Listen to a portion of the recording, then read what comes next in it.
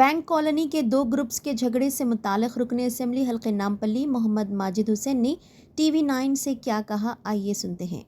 Sir देखिए, आपके इलाकों में ख़ास तौर पर कांग्रेस पार्टी के नेता अपने आप को बेबस महसूस कर रहे हैं कि इलाकों में घूमने और फिरने के लिए। नहीं, क्यों बेबस महसूस करें? अगर उनके दिल में आवाम के लिए सच्ची खिदमत की ज़रूरत है तो वो बराबर आवाम के बीच में आएंगे। और मुझे कोई परेशानी नहीं है अगर वो गली गली फिरें, आवाम की तकलीफ़ को समझे और उसको हल करने की पुरज़ोर कोशिश करें। मैं खुश होऊंगा उसमें, और मैं चाहता हूं कि हर एक जो लीडर अपने आप को आवाम के दरमियान में लाता है वो आवाम की खिदमत करना चाहिए, आवाम के तकलीफ़ात को समझना चाहिए और आवाम की तकलीफ़ात को समझते हुए उसके ऊपर खड़े उतरना चाहिए।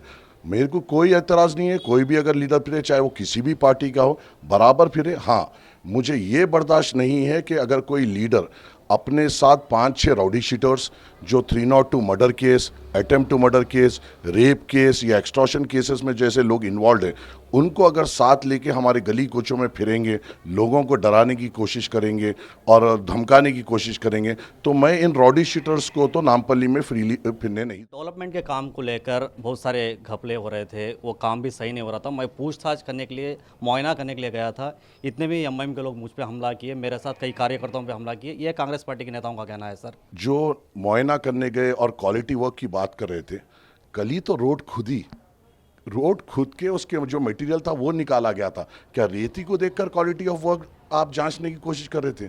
ना वहाँ पे सीमेंट पड़ी, ना M10 पड़ा, ना वो रोड कंप्लीट हुई।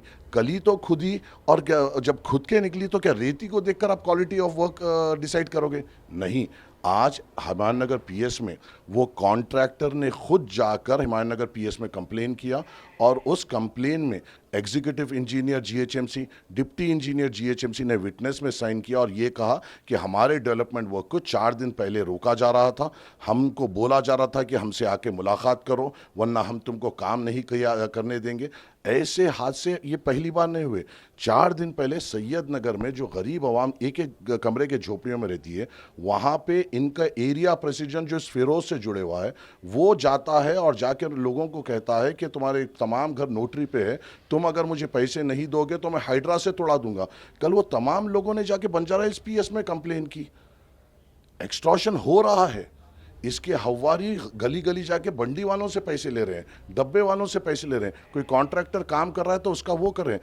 और एक आपको अभी मैं व्हाट्सएप पे भेजूंगा, इनका एक वर्कर जो इसके और इसके भाई के साथ फिरता है, उसकी return complain along with his visiting card आज GHMC से मुझ पे अभी आई है, जिसने जो बिल्डिंग्स अंडर कंस्ट्रक्शन से उनके ऊपर कंप्लेन कर एक्सटॉर्शन कर रहा है।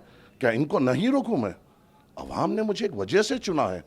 अवाम ने सिर्फ मुझे रोड, नल, मोहरी, स्कूल मुझे अवाम ने इसलिए भी चुना है, अगर कोई उनके ऊपर तकलीफ आती है तो मैं मजबूती से ठहरूं, और मैं मजबूती से ठहरा।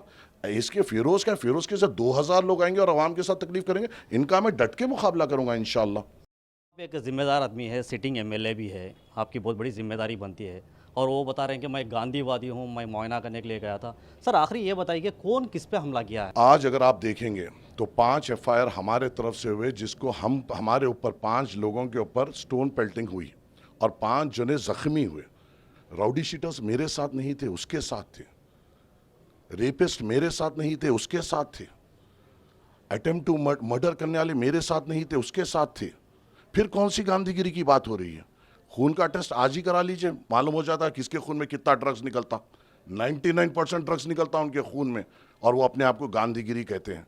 नहीं, वो बहुत बड़े महात्मा है, उनके पाँव की धूल में भी ये नहीं आ सकते।